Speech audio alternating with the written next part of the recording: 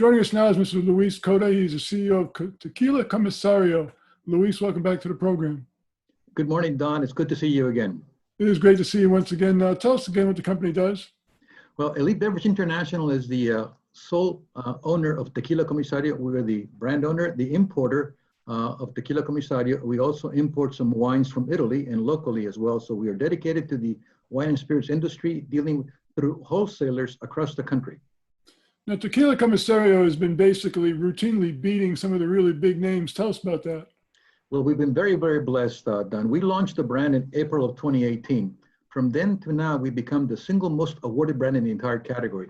We compete at that level with Patron, Don Julio, Herradura, Casa Amigos, Don Julio, and bar none, we've got the most awards of anybody, which speaks well to the quality in that bottle of tequila. So it's been a wonderful blessing.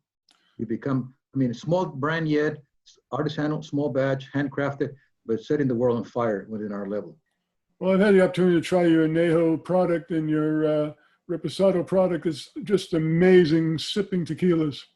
It really is. You know what is opening up nowadays, of course, is that other brown spirits like Scotch, whiskey, bourbon are saying, those consumers saying, this tequila is worthy of us to consider. So we're seeing a lot of consumers, gravitating from those brands over to our category as well.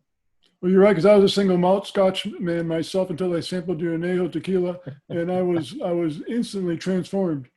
Well, I'm glad to see that you've got more variety in your sipping life now. That's a wonderful thing. There you go.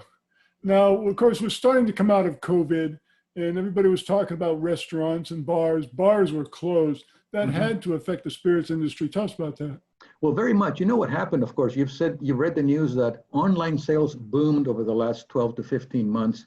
And so home deliveries or so on just went through the ceiling. So retailers did very well across the country. Unfortunately, they did well with the major brands, the brands that consumers know well, whether it's Macallan or Smirnoff or Cuervo or Patron, they did very, very well.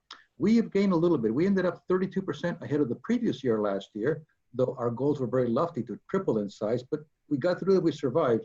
Having said that, the reason that we did so well is that we focused very much in restaurants, bars, and hotels, wherein you get consumer trial. And that's where you get consumer trial that therefore those people will then go out and buy it at retail. So we were very focused on that. So when COVID hit, it just hammered us, unfortunately, because everything got shut down. So we did do quite a quick pivot spring, summer of last year. We were able to focus upon the retail business and gain quite a bit more. So we came out of it okay. Nobody got laid off, nobody got cut off. So it's a blessing. Nobody got sick either. So really a good blessing. So yeah, we've had to pivot our business model to be more retail focused rather than on-premise where you get trial at the point of purchase, like a bar, hotel, or restaurant. Companies that were determined to succeed despite COVID learned how to adapt and pivot. What did you folks do? Well, very much so. One of the things we've done from day one is because we are kind of a estate bottle, terroir appellation, handcrafted kind of a brand. We've sought out distributors that sell handcrafted spirits. So our distributor network is very focused in that regard for the most part, even though we've got a couple of the big boys. So we had a sales force that was very keen to the quality of product we're making, number one. And number two, of course, we sought out, those kind of accounts that are sort of trendsetters in the business, if you will. And our whole social media is all about that. How is it made? What kind of barrel program do we do? The things that are all about quality in the bottle.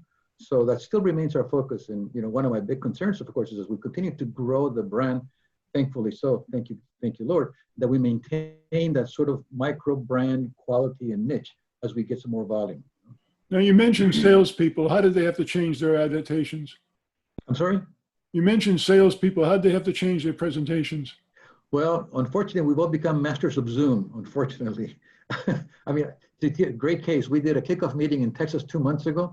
They had a 120-person sales force. They were all at their homes, connecting through their headquarters back to us here in our headquarters. So it's all Zoom.